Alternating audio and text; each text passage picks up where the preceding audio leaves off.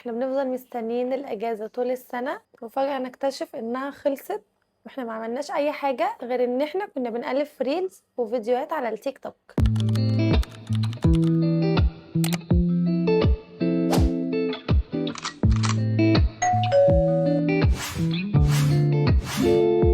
فلو انت حاسة ان يومك بيضيع كده من غير اي فايدة، فتعالي اقولك على شوية حاجات تقدري تعمليهم في الاجازة او حتى وقت فراغك، وهتخلي ان الاجازة ما تعديش وفي الاخر تقولي ان الحمد لله الوقت ده كله ما عداش كده على الفاضي. ولو دي اول مرة تشوفوني، فانا شهد بقدم محتوى متنوع وكل حاجة ممكن تفيدك او تخلي يومك يبقى احسن. فلو بتحبي النوع ده من الفيديوهات ما تنسيش تشتركي في القناة وتفعلي الجرس وتعملي لايك للفيديو لان ده بيفرق معايا، وكمان تكتبي لي في الكومنتات ايه الحاجة اللي انت نفسك تعمليها في الاجازة. فاول حاجة احنا ممكن نعملها ان انت مثلا تقري كتاب، وهو مش لازم يبقى كتاب 500 صفحة، لا هو عادي ممكن يبقى مثلا 100 صفحة عادي. كل يوم تقري 10 صفح 5 صفح، والقراءة بتخلي طريقة كلامك احسن وافكارك كتير ومخك يتعود ان هو يتعلم، وفي اخر الاجازة انت ممكن تلاقي نفسك خلصتي كتاب او اتنين يعني من غير ما تحسي.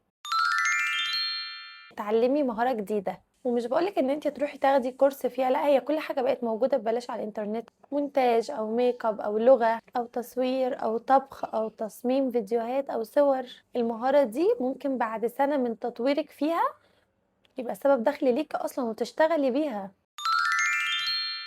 اعملي رياضة، والرياضة قصدي بقى ان مش لازم تروحي جيم، انت حتى لو مشيتي نص ساعة تحسي ان طاقتك بتتجدد ونفسيتك احسن وجسمك هيبقى اخف.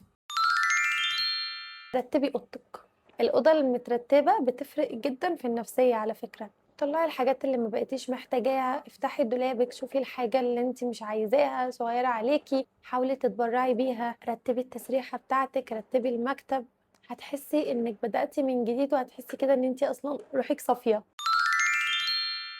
اعملي تحديات مع نفسك، مثلا جربي يوم كامل من غير تيك توك، يوم كامل من غير انستجرام، فهتكتشفي قد ايه انت عندك وقت فاضي. اتعلمي تطبخي، اتعلمي مثلا كل اسبوع طبخة جديدة، مش لازم تبقى طبخة مصرية، عادي ممكن نجيب مثلا طبخة سورية، طبخة لبنانية، طبخة هندية، طبخة من كوريا، اي حاجة حتى لو مرات طلعت وحشة فانتي بتتعلمي.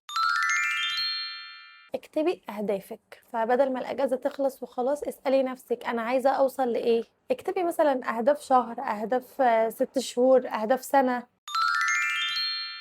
اهتمي ببشرتك، اعملي لنفسك روتين بسيط، غسول، مرطب، سان سكرين، وعلى فكرة مش لازم منتجات غالية خالص، المهم ان انت تستمري عليهم. اقعدي مع اهلك، احنا ساعات بنبقى في نفس البيت بس كل واحد بيبقى ماسك تليفونه. اعملوا يوم للعيلة، اتكلموا اضحكوا العبوا لان الوقت ده هيبقى ذكرى بعدين. اتعلمي لغة، حتى لو ربع ساعة في اليوم، بعد سنة هتتفاجئي انت قد ايه اتطورتي اصلا في اللغة دي. جربي هواية جديدة، رسم، كروشيه، زراعة، تصوير، كتابة، يمكن تكتشفي ان انت عندك موهبة كده ولا حاجة. اعملي فلوج ليومك حتى لو مش هتنزليه، بس بعد سنة لما تيجي تشوفي الفيديو تاني هتلاقي نفسك ان انت اتغيرتي كتير. اقعدي كده شوية نضفي في يوم الموبايل بتاعك، امسحي الصور المكررة او اللي انت مش عايزاها، رتبي الملفات وابقي عارفة كل ملف فين بالظبط عشان لما تحتاجي تلاقيه بسرعة، واحذفي التطبيقات اللي انت ما بقيتيش بتفتحيها.